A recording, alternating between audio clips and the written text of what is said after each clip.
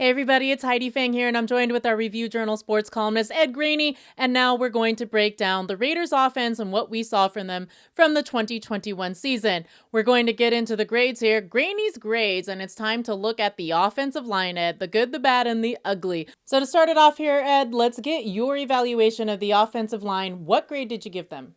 I'm sorry, Heidi. This unit gets a D or an F. They were really bad all year long. One guy who did improve was Andre James, the center. But this is the thing with Mike Mayock. He retooled this offensive line. He made the decisions to draft Alex Leatherwood, to bring guys into different spots, to let go of veteran players, and it did not work. So the offensive line, in my mind, gets a D or an F, and they really need, whoever the new GM is when it comes into this team, the first thing the GM has to look at is rebuilding yet again this offensive line, because it's just not good enough right now.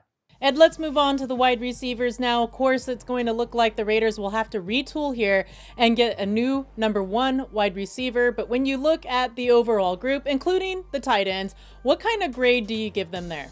Well, then I'm going to give it a B, and mostly for Hunter Renfro. He emerged as one of the best slot receivers in the league. He's definitely one of the best route runners. He had a tremendous year with over 1,000 yards receiving and catching. Heidi, I think Hunter Renfro is a star in the making.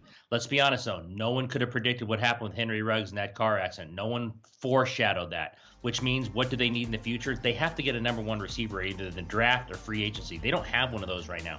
Darren Waller, look, a little disappointing, right? Had the injury, missed a lot of time, wasn't the Darren Waller we had seen in the past. Foster Moreau, he's a nice number two backup. That's what I think he is in the NFL. There's nothing wrong with that, but he's a nice number two backup. I thought Zay Jones came on in the end, actually. I thought Zay Jones had some nice games. I had a game-winning catch early in the season, really came on. But still, Heidi, I still think the number one option for a GM after the offensive line is to get a number one bona fide receiver. It's not Deshaun Jackson. Deshaun Jackson's too old to be that. They need a number one receiver, a young, fast, energetic, explosive guy, and that's why I'll give this unit a B, mostly, though, because of Hunter Renfro. Everyone else doesn't get a B, maybe a C minus. Moving on to the running backs, Ed, just like Zay Jones, I feel like Josh Jacobs kind of came on there a little later in the season and got strong down the stretch. But how do you grade this group overall? You know, Josh Jacobs wasn't very good early in the season, Heidi. He didn't have that great a year. He came on in the end, though. I thought he was very good the last several weeks of the season going into the playoffs. Kenyon Drake, the joker that these guys always want, got hurt, went on IR. Peyton Barber, Jalen Richard, none of them really did much. I think I have to give the running back room a C this year. Again, Josh Jacobs came on in the end, but I don't think he was that great to begin with. It'll be interesting now. Do they pick up Josh Jacobs' fifth-year option? Yet another decision this new general manager and new coach is going to have to make. Running backs, I'm sorry, other than the very, very best in this league are a dime a dozen. You can always find a running back. So it's going to be very interesting to me what they do with Josh Jacobs moving forward, and that's going to have a lot to do with who's running this team next year. Like you said, Ed, there's going to be a lot of decisions for this team to make, and one of those decisions is with the quarterback position. Derek Carr, he needs an extension on that contract. There's no dead cap money. They could move on from him. They could keep him. What do you think happens with his contract? And in addition to that, we've got to talk about Marcus Mariota and how you grade the group as a whole. Yeah, I'm going to give Derek Carr a B this year. Again, this was Derek Carr, right? Stats. Team really bad in the red zone.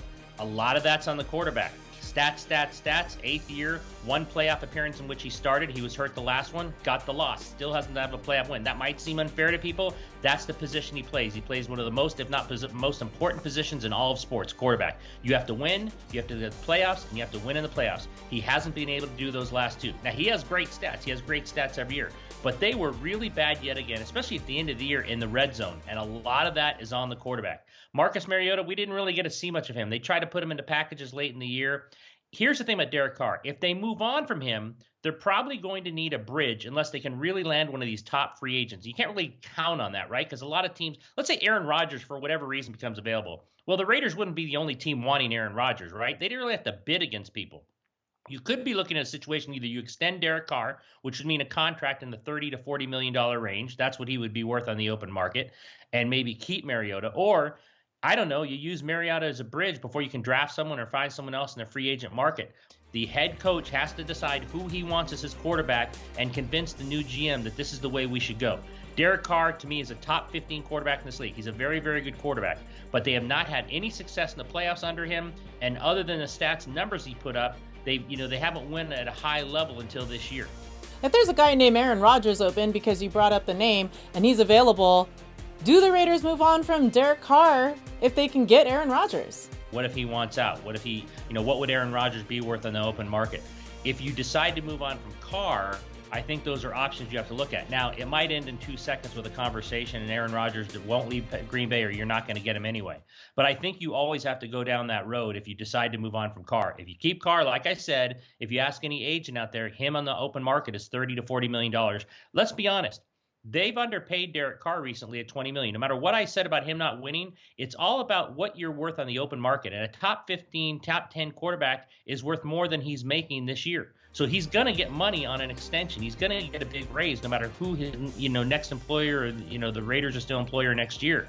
But again, if you're asking if Derek Carr moves on and Aaron Rodgers is available, then you do what you can to get Aaron Rodgers. All right, there you have it from Ed Graney, Review Journal sports columnist. Keep up with all that we're doing here in the offseason because we will have you covered right here on Vegas Nation with our fast takes and smart coverage. For Ed Graney, I'm Heidi Fang. Thank you for watching.